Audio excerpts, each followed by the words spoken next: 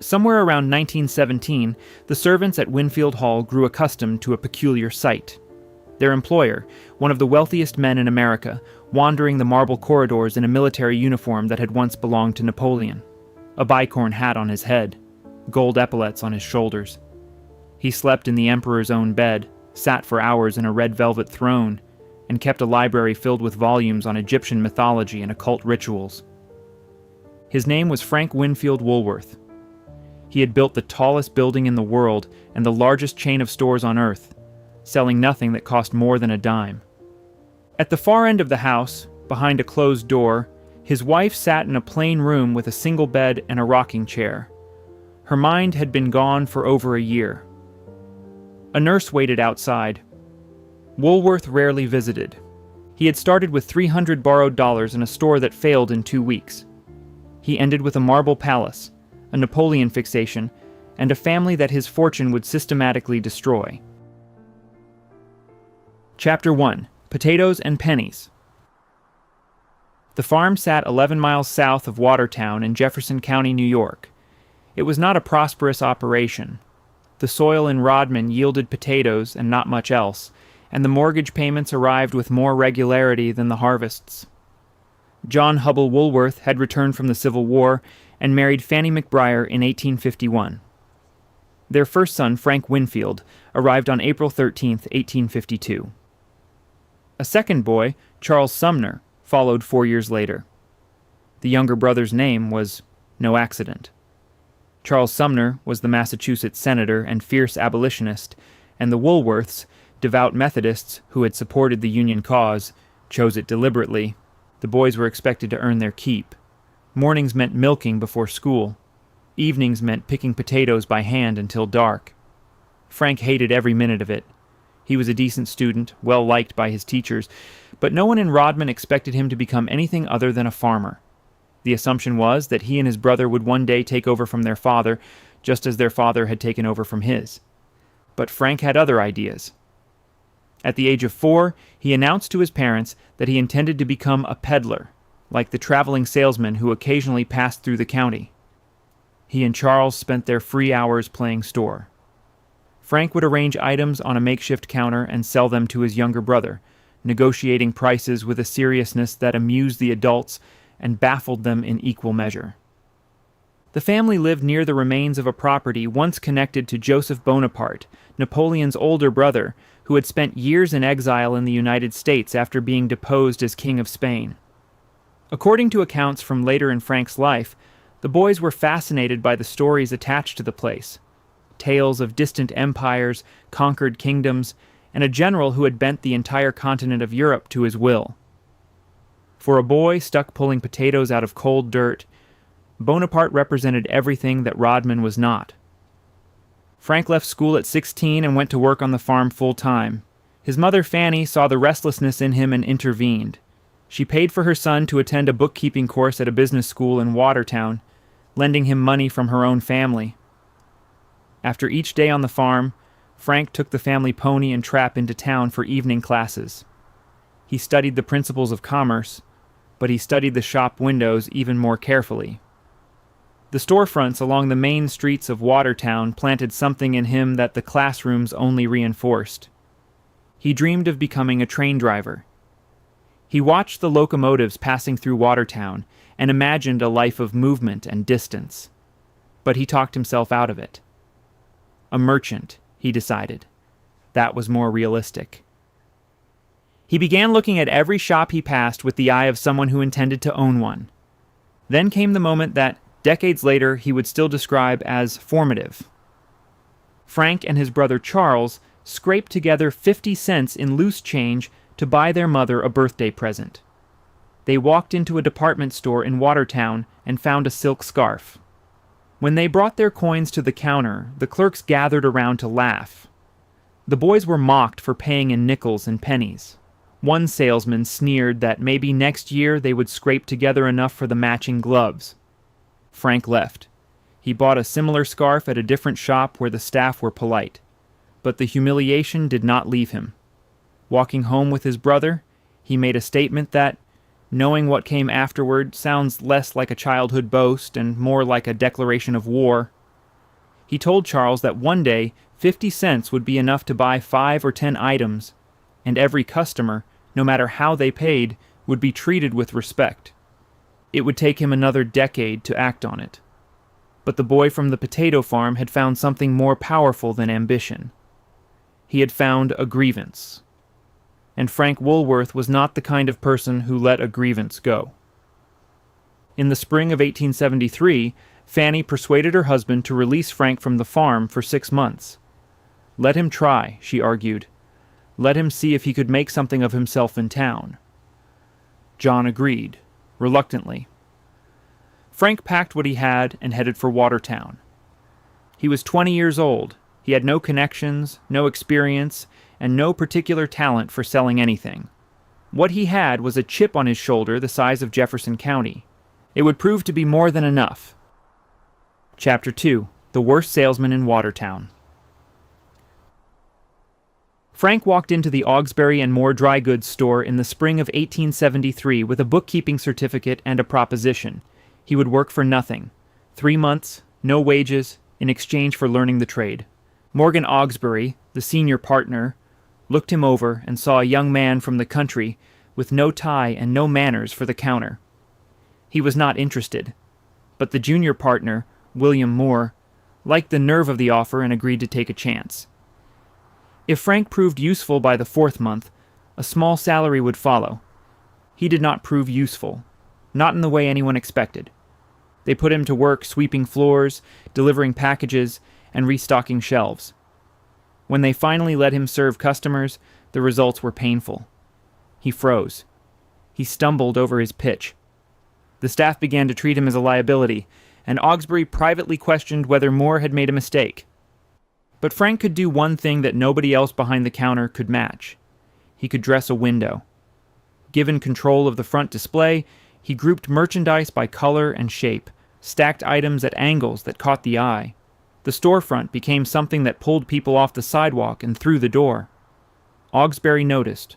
Moore noticed. The customers noticed. Within months, the window became Frank's permanent assignment. It was while studying those customers that an instinct began to form. The standard practice in dry goods at the time required a clerk to stand between the merchandise and the buyer.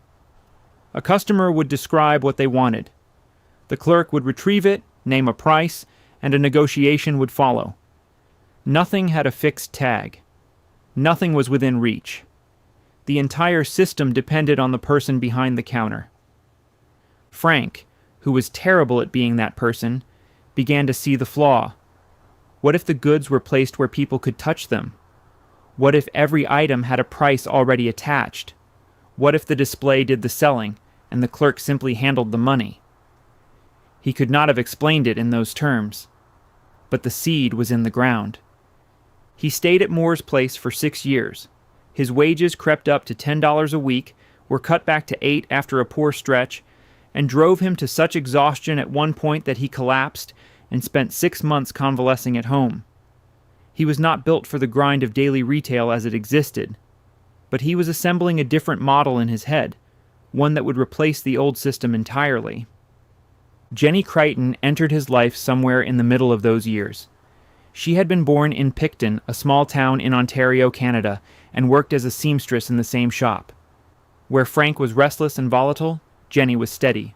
Where he dreamed in large, impractical arcs, she dealt in what was real and what was needed. They married on June 11th, 1876, in what by all accounts was a genuine love match. Jenny would later tell friends that the early years were the best, not because of what they had, but because of how much of Frank she got to keep. When there was no empire to run, he came home at night. When there was no fortune to manage, they sat together. She once said she had been happier when they did not have a dime. By the time anyone thought to write it down, she was no longer able to say much of anything at all.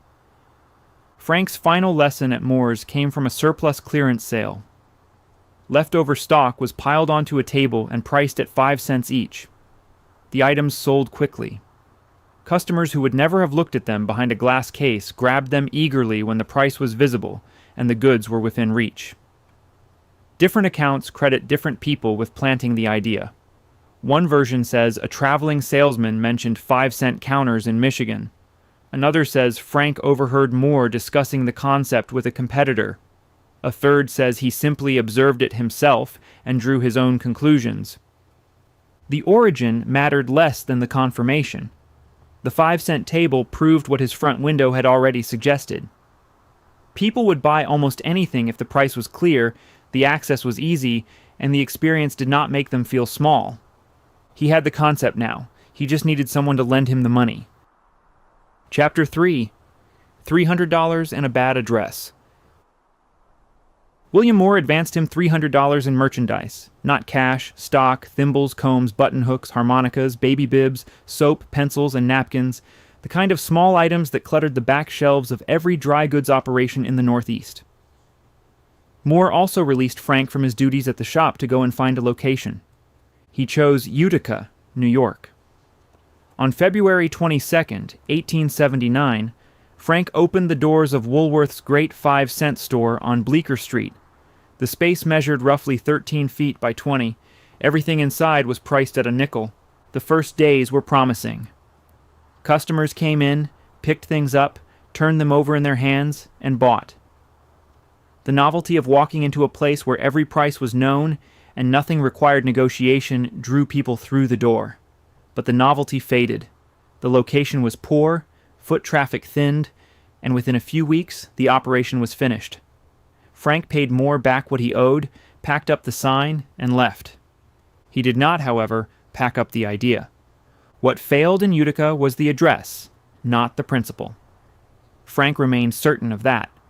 A friend suggested Lancaster, Pennsylvania, deep in the heart of Pennsylvania Dutch country, where thrift was a cultural value and a 5-cent bargain might land differently. Frank hauled the same sign across state lines and reopened on June 21, 1879, on North Queen Street. First-day sales came to $127.65. By the standards of a one-man operation selling nickel merchandise, that was extraordinary. Within weeks, Frank made a decision that would define the rest of his career. He added a second tier of goods priced at 10 cents. The expanded range meant he could carry items that had real household utility, not just novelties and trinkets. Customers who came in for a 5-cent comb left with a 10-cent set of napkins. The average transaction doubled. Lancaster held. The store turned a profit.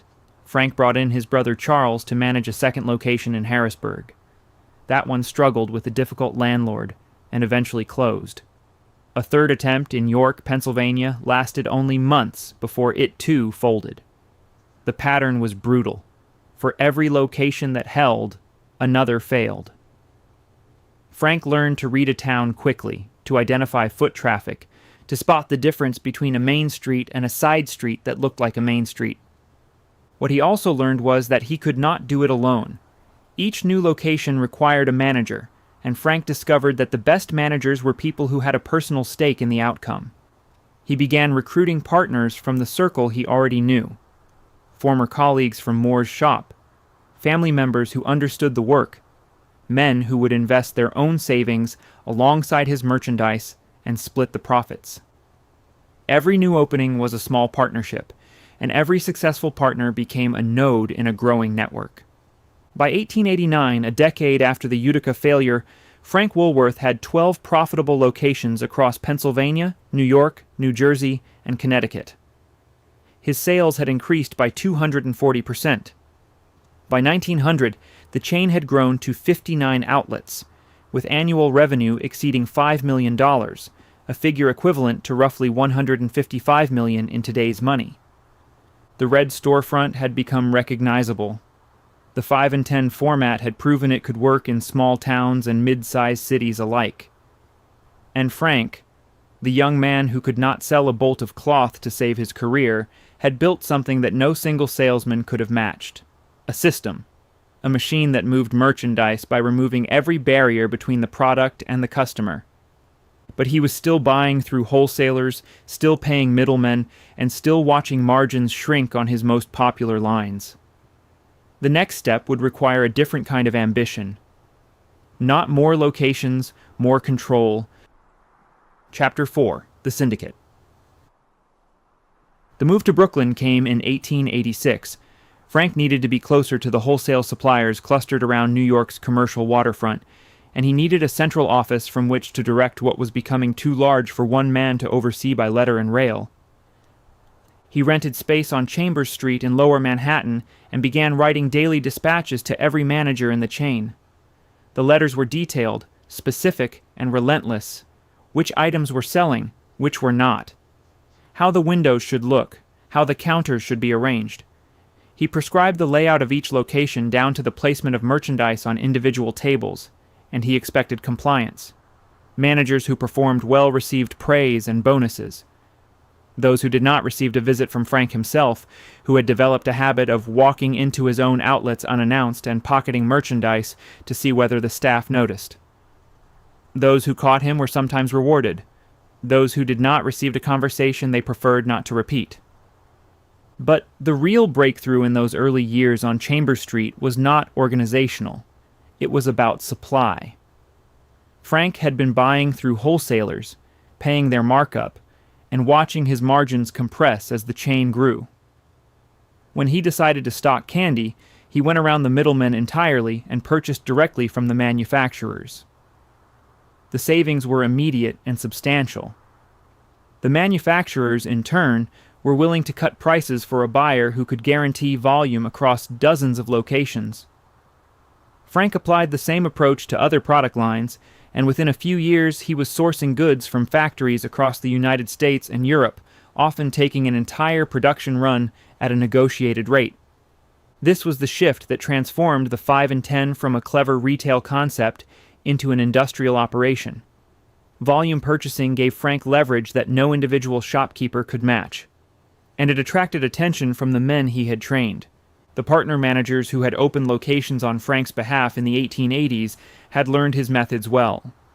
Several had grown ambitious enough to strike out on their own, launching independent chains that used the same format, the same pricing, and the same visual identity. Rather than fight them, Frank did something counterintuitive. He organized them. The arrangement became known as the Friendly Rival Syndicate. Each chain operated under its founder's name, set its own strategy, and competed with the others for territory. But they pooled their buying power through Frank's purchasing office, shared information on what sold, and carried much of the same merchandise. The rivals looked alike from the outside, the red facades, the open counters, the fixed prices. Inside, they were separate businesses, run by men who owed their start to the same dry goods operation in Watertown. The key figures were Frank's own people. His cousin Seymour Horace Knox had built a chain of over 100 outlets.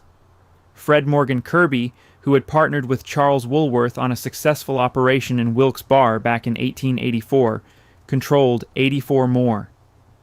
Earl Perry Charlton ran 48, concentrated in Canada and the western states, and Charles Woolworth himself, Frank's quieter brother, managed 14. Frank's chain, the largest, operated 319. The family network ran deeper than the founders. Jenny's sister, Mary Creighton, became what was reportedly the first woman to manage a Woolworth outlet, overseeing the branch in Poughkeepsie before being promoted to run a flagship location in New York City. Jenny's brothers managed branches in Connecticut. The operation was a family enterprise in the most literal sense, and loyalty was both expected and rewarded. When Frank eventually took the company public, he gave William Moore, the man who had advanced him that first $300 in stock, a payment of $500,000 in gratitude. By 1900, the syndicate collectively dominated the American market for low-priced goods. But the structure had a weakness. 5 independent chains meant 5 separate corporate entities, each vulnerable to acquisition by an outsider.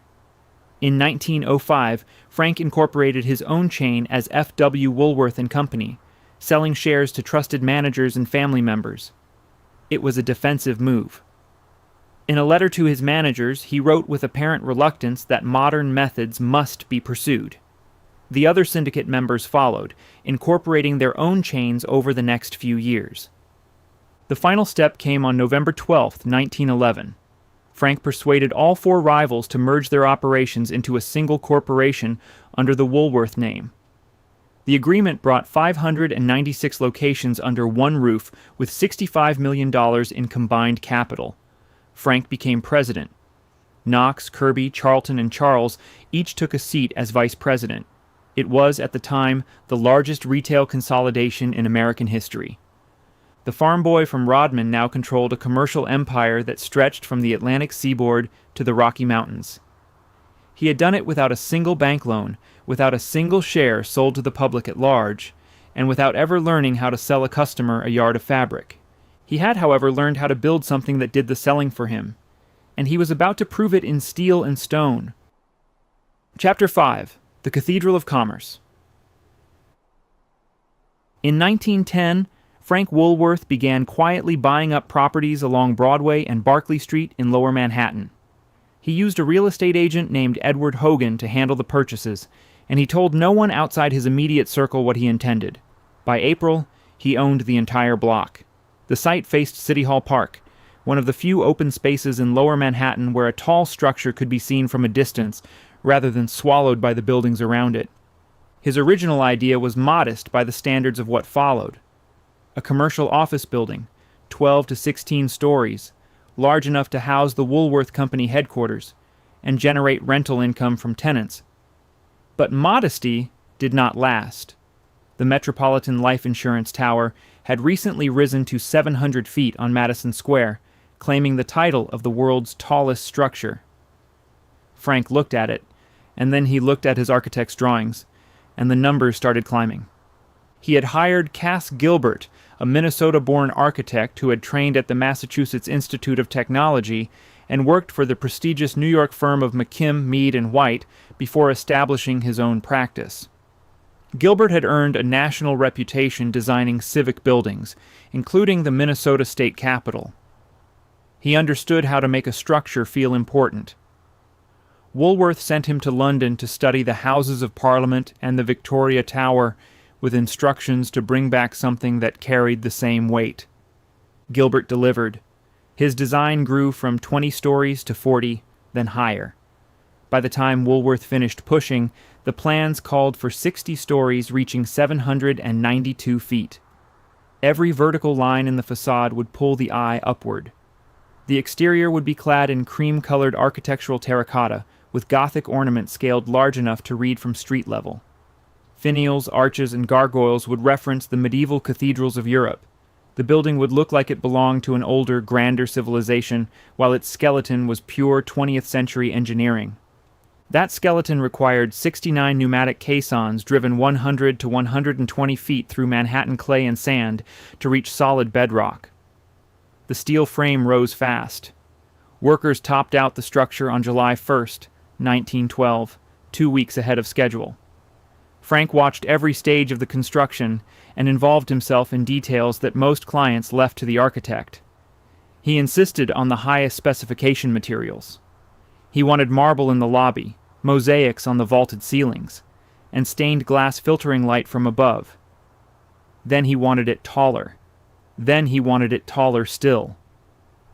The cost escalated from an initial estimate of $5 million to a final figure of $13.5 million. Goldman Sachs refused to finance the project. Frank paid for everything himself. Cash. No mortgage, no bonds, no outside investors with leverage over the design. It was his building, and he intended it to function as the largest advertisement in the world. Every person who looked at the New York skyline would see his name. He was also determined to turn a profit. Frank marketed the office space personally, charging a minimum of $4 per square foot and emphasizing the building's safety features. He arranged a demonstration for nervous tenants. A raw egg was placed in one of the elevators, 700 feet up. The cable was cut. The pneumatic brakes engaged, and the car glided to a stop without cracking the shell. Tenants signed leases. Within weeks of opening, the building was generating income. The grand opening took place on April 24, 1913. President Woodrow Wilson, seated in the White House, pressed a telegraph button at the appointed hour. 80,000 incandescent bulbs fired simultaneously, illuminating the tower from base to crown. The effect, seen from across the East River and from ships in the harbor, was described by Scientific American as a great crystal of flaming light. The Reverend S. Parks Cadman, standing in the lobby, looked up at the barrel-vaulted ceiling with its Byzantine mosaics and declared it the Cathedral of Commerce. Gilbert had placed sculpted caricatures on the ceiling beams of the entrance hall. One showed Frank Woolworth hunched over a pile of coins, counting his nickels. Another showed Gilbert himself cradling a small model of the building in his arms. Frank reportedly considered these his favorite features in the entire structure. The man who had been mocked for paying in loose change now presided over the highest occupied point on earth, and he had paid for it the same way, coin by coin. The tower held its title for 16 years. In 1929, the nearby tower at 40 Wall Street edged past it, and the Chrysler Building followed within months. But by then, the Woolworth Building had already secured something that raw height could not guarantee. It had become a landmark, not because it was tall, but because Cass Gilbert and Frank Woolworth had given it a face that people remembered. The Gothic spire above Broadway became a fixed point in the city's identity, as permanent as the bridges and the park below it. Frank called his private office inside the tower his imperial capital. The choice of words was not accidental. The nickels and dimes had built an empire, and now they had built its throne room. He sat higher above the ground than any other private citizen on the planet, directing a chain of over 1,000 locations from a desk surrounded by marble and gold leaf. But the view from the top floor did not extend to the rooms of his own house, where things were beginning to fall apart. Chapter 6: The Daughters and the Death at the Plaza. By 1910, Frank Woolworth had arranged his family like a window display. He owned his own mansion on Fifth Avenue at 80th Street, across from the Metropolitan Museum, and he had purchased townhouses for each of his 3 daughters on the same block. Helena lived next door. Edna was 2 houses down. Jessie was around the corner. It looked like a family that had everything, including proximity. In practice, it was a row of expensive boxes occupied by women who rarely saw their father and could not reach him when they did. Helena, the eldest, had been born in 1878. She married Charles Edward McCann, a former assistant district attorney, in 1904. It was a solid match. McCann came from money but not scandal, and Helena settled into a life of philanthropy and quiet stability on Long Island. She bore 3 children, stayed out of the press, and spent her inheritance wisely. Of the 3 Woolworth daughters, she would be the only one to escape more or less intact. Edna came next, born in 1883. She was quieter than her sisters, more introverted, and more vulnerable. In 1907, she married Franklin Laws Hutton, a young financier connected to the brokerage firm that would later carry his family name. Frank Woolworth had reservations about the match. Hutton was charming and ambitious, but there were already whispers about his fidelity. The reservations were overruled, and the wedding went ahead. Jessie, the youngest, born in 1886, presented a different problem. She fell in love with James Paul Donahue, a handsome Irish-American whose family fortune derived from a fat rendering factory on the west side of Manhattan. The source of the money appalled Frank Woolworth. He begged Jessie not to marry him. She married him anyway. Frank forgave her within months, as he always did with his daughters, and added a townhouse to the collection. Frank compensated for his absence with extravagance. Every buying trip to Europe produced armfuls of presents for the girls. Dolls from Paris, silks from Venice, music boxes from Vienna. As the daughters grew older, the gifts became more elaborate, but the time together did not increase. Jenny managed the household alone. Frank came home less as the empire grew, and when he did, the conversations were shorter. By 1916, Jenny was no longer capable of managing anything, but the family's crisis was not coming from her direction. Edna's marriage had been deteriorating for years. Franklin Hutton drank heavily and kept mistresses with little effort to conceal them.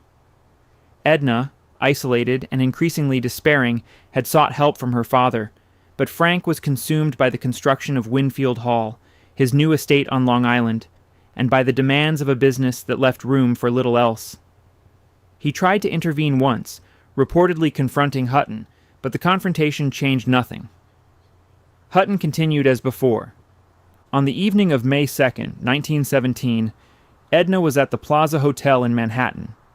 The details of what happened in her room have never been fully established.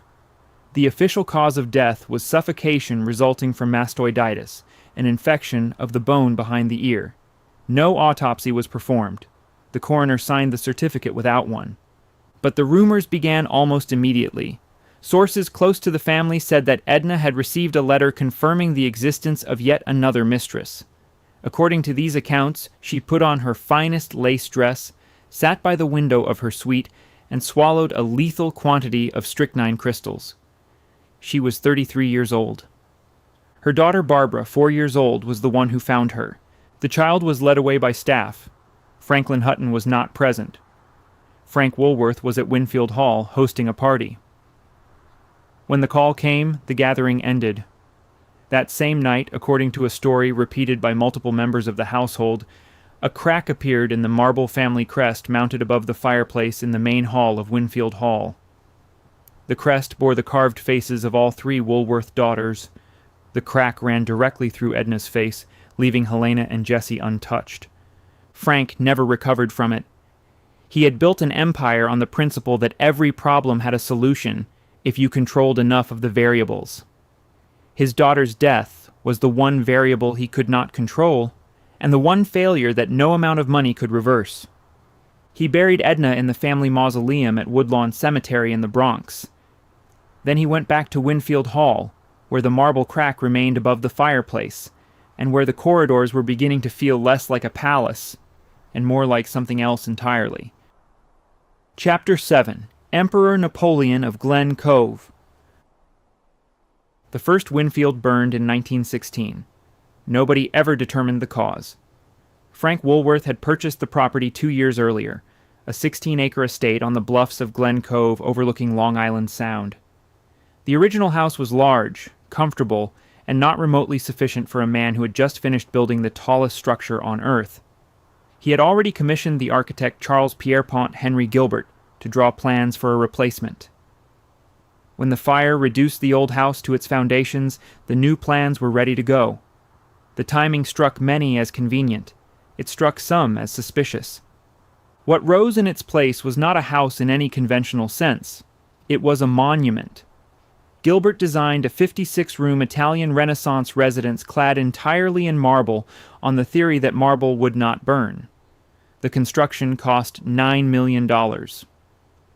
The grand staircase alone, carved from pink and beige marble and rising through the center of the entrance hall, accounted for $2 million of that figure. The ceilings were trimmed in 24-karat gold. The floors were exotic hardwood.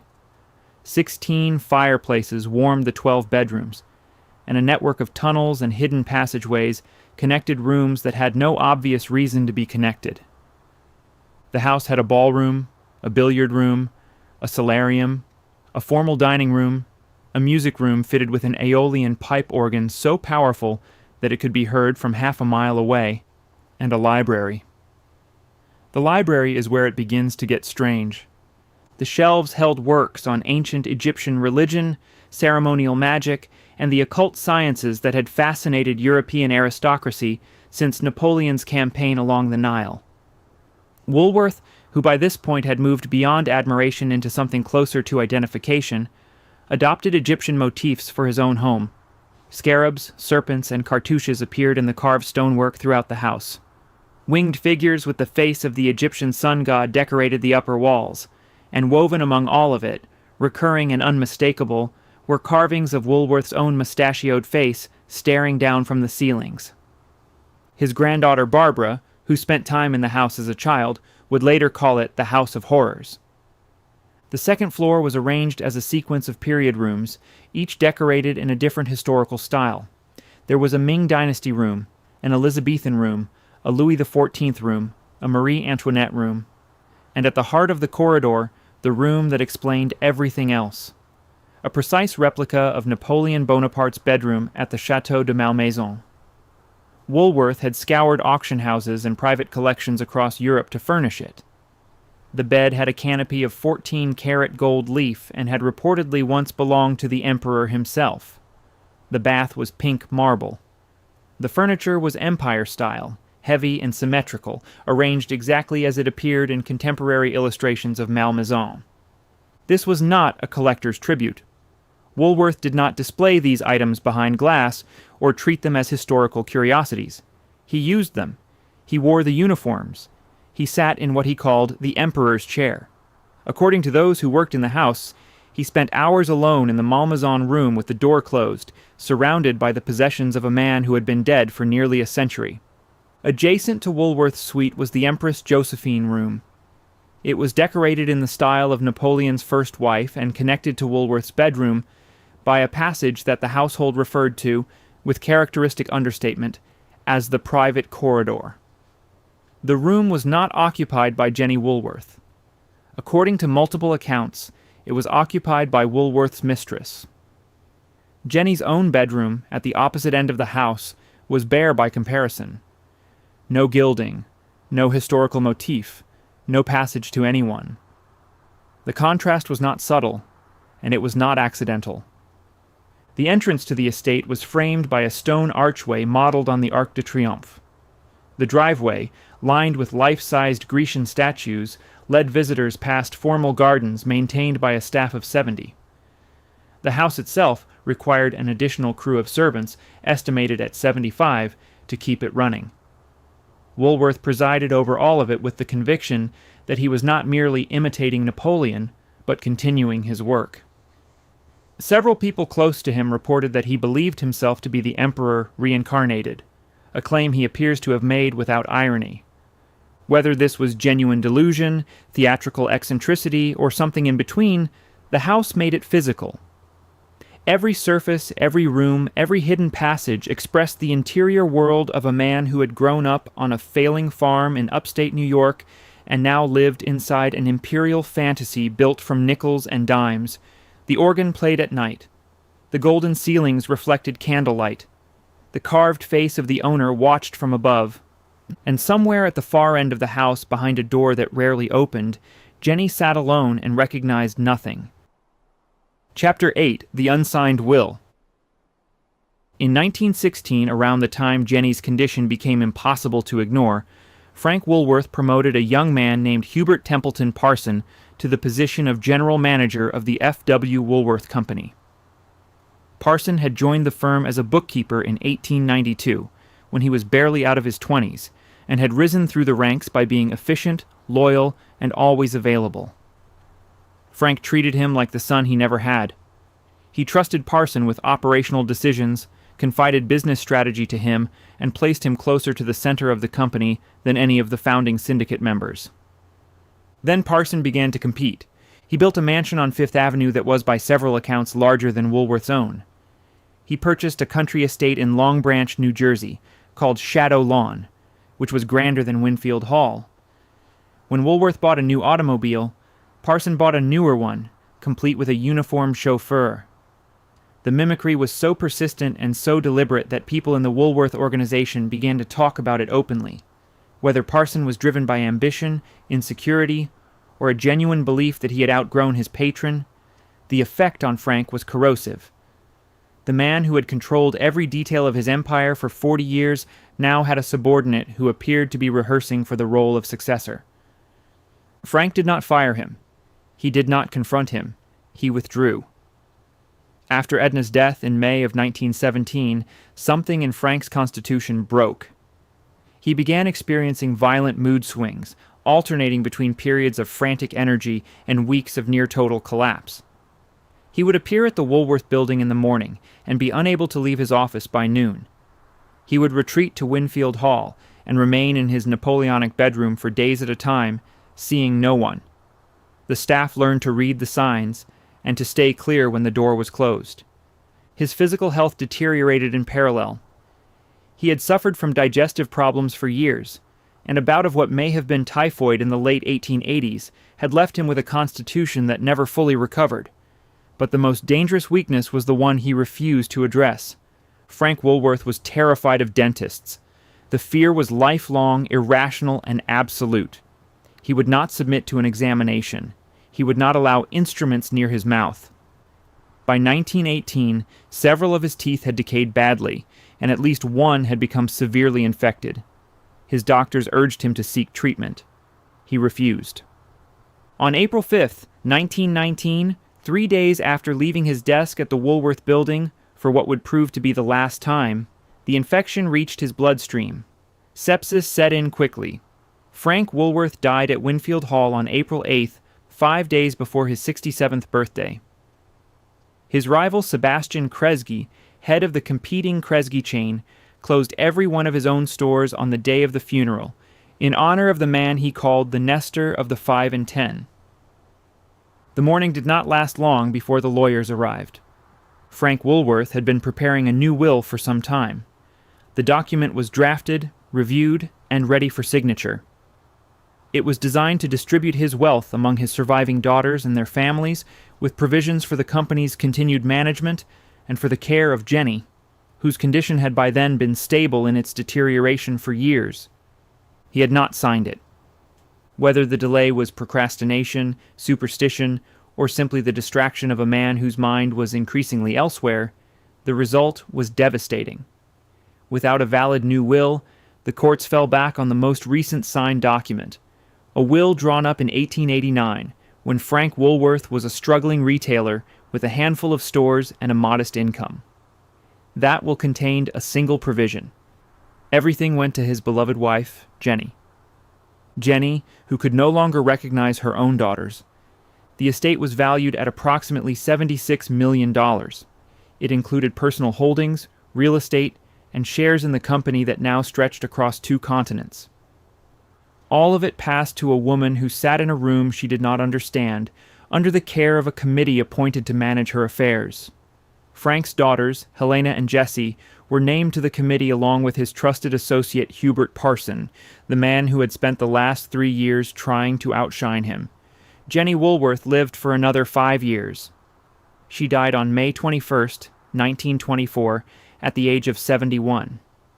Under the terms of the administration, the estate, which had grown to roughly $78 million, was divided into 3 equal parts. 1/3 went to Helena McCann, 1/3 went to Jessie Donahue, and 1/3 went to the only child of Edna Woolworth Hutton, a girl named Barbara, who was 11 years old and had already lost both of the people who might have protected her from what the money would do. Chapter 9. Poor Little Rich Girl. $26 million arrived in Barbara Hutton's life before she had any idea what to do with it. She was 11 years old when her grandmother Jenny died, and the Woolworth fortune was carved into thirds. Her share, held in trust, made her one of the wealthiest children on the planet. It did not make her any less alone. After her mother's death at the plaza, Barbara had been passed between relatives like an unwanted heirloom. Her father, Franklin Hutton, moved her to San Francisco, then back to New York, then to boarding schools in Connecticut and Manhattan. He was, by most accounts, an indifferent parent, but a gifted investor, and he managed Barbara's trust with enough skill that when the Wall Street crash of 1929 wiped out much of the Woolworth family's wealth, Barbara's portion actually grew. She entered adulthood richer than her grandfather had been at the height of his power. The public met her in 1930, when her family staged a debutante ball at the Ritz-Carlton that reportedly cost more than $60,000. It was the depths of the Great Depression. Bread lines stretched through lower Manhattan, and the newspapers were not kind.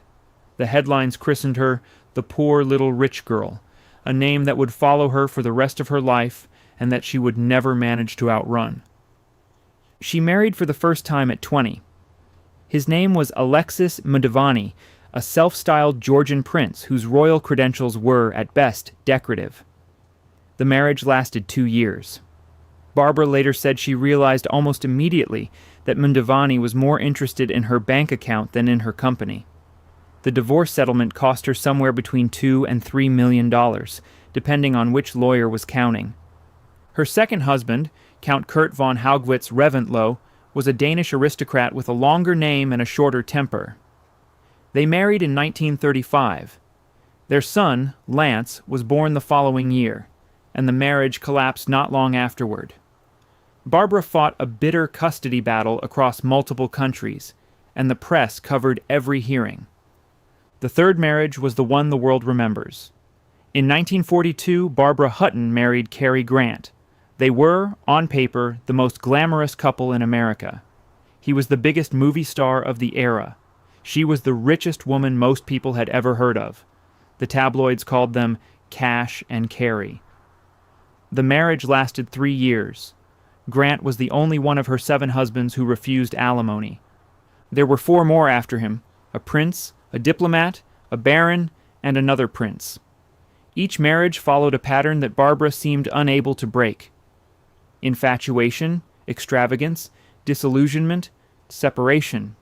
She gave lavishly to each husband, funded their lifestyles, absorbed their debts, and emerged from each divorce diminished in fortune and in confidence.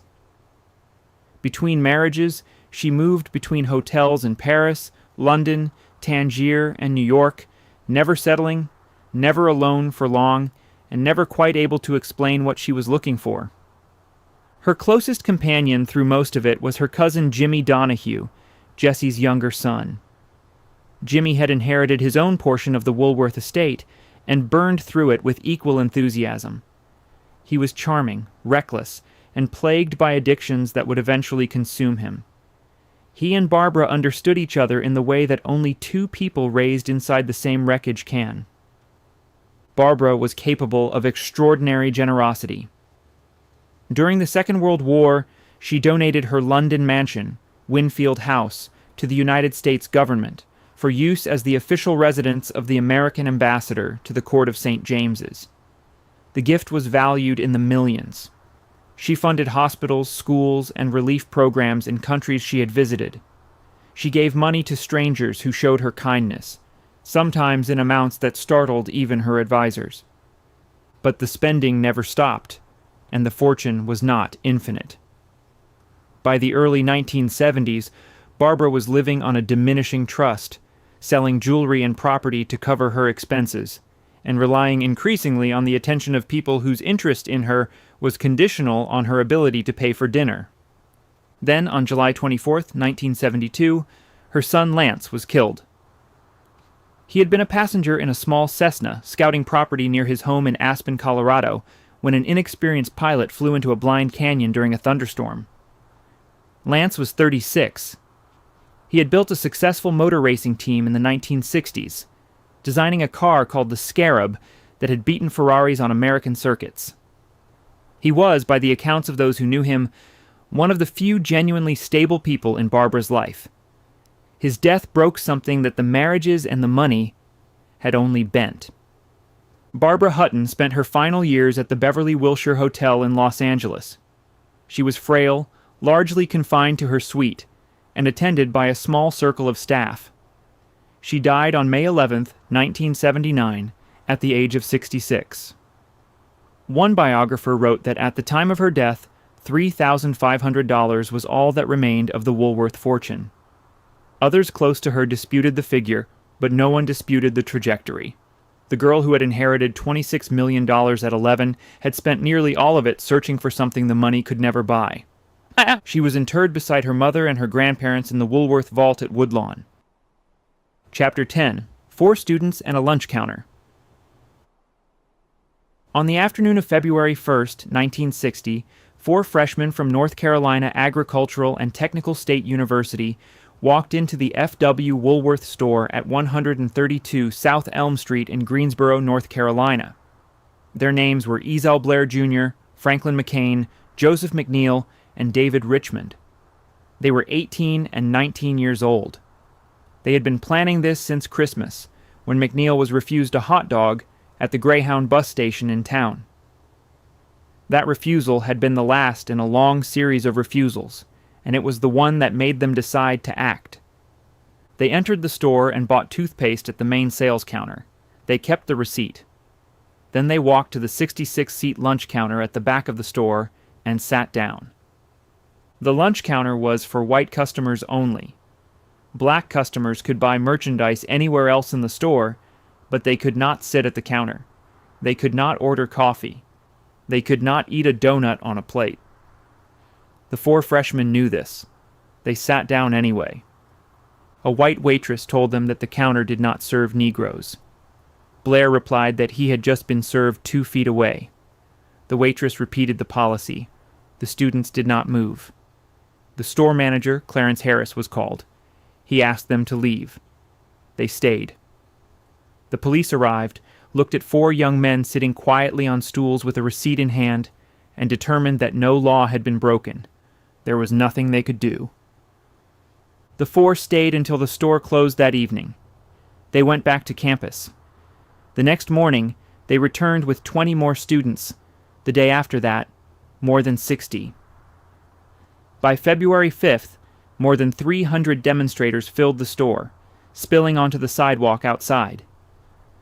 By the following week, the protest had drawn national press coverage, and similar sit-ins were erupting in Winston-Salem, Durham, Raleigh, and Nashville. Within 3 months, 55 cities across 13 states had seen their own lunch counter sit-ins, organized by students who had read about Greensboro in the morning paper and decided not to wait. That April, at Shaw University in Raleigh, the movement formalized itself as the Student Nonviolent Coordinating Committee. The Woolworth Company's response was slow, confused, and expensive. Headquarters in New York left the decision to individual store managers and refused to share the financial consequences. Harris, caught between corporate indifference and a protest that grew larger every week, shut down the lunch counter for stretches and tried to wait the students out. It did not work. A comprehensive boycott of the store gutted his sales. By midsummer, losses at the Greensboro location had passed $200,000, and Harris's own salary had been cut for failing to meet targets. On July 25, 1960, Clarence Harris gave in. He did not make a public announcement. He did not call the press. He asked 4 of his own black employees, Geneva Tisdale, Susie Morrison, Anitha Jones, and Charles Bess, to change out of their work uniforms and sit down at the lunch counter as customers. They ordered. They were served. They ate. The integration of Woolworth's lunch counters began not with a handshake between executives, but with 4 employees removing their aprons and sitting down. Frank Woolworth had built his chain on a simple idea. That price should be fixed, access should be open, and no customer should feel unwelcome. 60 years after his death, his own company had to be forced, by 4 teenagers with a tube of toothpaste and a receipt, to live up to that principle. The sit-in movement accelerated the desegregation of public accommodations across the South and became one of the defining actions of the American Civil Rights Movement. The Greensboro Woolworth store served all customers at its lunch counter for another 3 decades. When the store finally closed in 1993, a section of the counter was donated to the Smithsonian Institution's National Museum of American History. The building itself became the International Civil Rights Center and Museum. Geneva Tisdale, one of the 4 employees who had been asked to sit down on that July morning in 1960, was still working at the store the day it closed. She had been there on February 1st, when the students sat down. She was there on July 25th, when she became one of the first black customers served. And she was there on the last day, 33 years later, when the doors shut for good. Chapter 11. From Nickels to Sneakers. The companies that killed the Woolworth chain did not invent anything new. They simply took Frank Woolworth's original ideas: fixed prices, open displays, high volume, thin margins, direct purchasing from manufacturers, and executed them on a scale that his successors never matched. Kmart opened its first discount department store in 1962. Walmart opened the same year in Rogers, Arkansas. Target followed in Roseville, Minnesota. All 3 understood what Woolworth had understood in 1879, that ordinary people would buy more if prices were low enough and the experience was convenient enough. But where Woolworth's company had grown cautious, these new competitors grew fast. They built larger stores. They moved into suburbs. They invested in logistics, computing, and supply chain management at a pace that left the old 5 and 10 model behind. For a time, the numbers still favored Woolworth. At its 100th anniversary in 1979, the F.W. Woolworth Company was recognized as the largest department store chain in the world. By 1982, it operated more than 8,000 stores worldwide. But the scale was misleading. The stores were aging. The merchandise felt dated. The lunch counters that had once been the social center of small-town life were losing customers to fast food chains. And the British subsidiary, which had contributed half the company's profits in the mid-1960s, had fallen into steep decline, forcing its sale in 1982 for $279 million. The most consequential decision of this era had nothing to do with variety stores. In 1963, the company purchased the Kinney Shoe Corporation and began operating it as a subsidiary. 11 years later, in September of 1974, Kinney opened a new kind of shop inside the Puente Hills Mall in the City of Industry, California. It was a specialist athletic footwear store designed to ride the jogging boom that was sweeping suburban America. They called it Foot Locker. Nobody at the time would have guessed that this single storefront in a California mall would outlive everything else the Woolworth Corporation had built. Through the 1980s, the parent company tried to reinvent itself by launching dozens of specialty retail formats: jewelry stores, cold weather outfitters, casual shoe shops, even Burger King franchises. The strategy was to fill malls with a rotating portfolio of concepts, replacing each failed experiment with the next. It produced activity, but not coherence. Meanwhile, Foot Locker grew steadily, carried by the explosive consumer demand for branded athletic shoes and a culture that was beginning to treat sneakers as identity. By the mid-1990s, Foot Locker and its related athletic brands had become the company's dominant source of profit. The variety stores that still carried the Woolworth name were bleeding money. On July 17, 1997, the last Woolworth stores in the United States closed their doors. That same year, Walmart was added to the Dow Jones Industrial Average. It took the spot that had belonged to Woolworth. In 1998, the company renamed itself the Venator Group, a Latin word meaning sportsman. The following year, it moved its headquarters out of the Woolworth building on Lower Broadway, into offices on 34th Street. The tower that Frank Woolworth had commissioned and paid for himself, the company's home for 86 years, was left behind. In 2001, Venator completed the transformation by changing its name to Foot Locker, Incorporated. The last corporate trace of the Woolworth name had been erased from the company Frank built, but not entirely. In May of 2025, Dick's Sporting Goods announced the acquisition of Foot Locker for $2.4 billion. The sale was completed that September. The deal made Foot Locker a subsidiary of a company that had no institutional memory of 5-cent merchandise or lunch counters, or the man who believed that cheap goods, displayed where customers could touch them, would change how the world shopped. Woolworth-branded stores still operate in Germany and a handful of other countries, run by a separate company with no connection to the American original. And the concept that Frank Woolworth pioneered, a store where everything costs a fixed low price, lives on in the dollar stores that now number in the tens of thousands across the United States. They are, in everything but name, his direct descendants. The Woolworth building still stands at 233 Broadway. Its lobby is intact. The caricatures of Frank Woolworth and Cass Gilbert still face each other from opposite corners. The tower is residential now, its upper floors converted into luxury apartments. Nobody works for the Woolworth Company there anymore. Nobody has since 1999.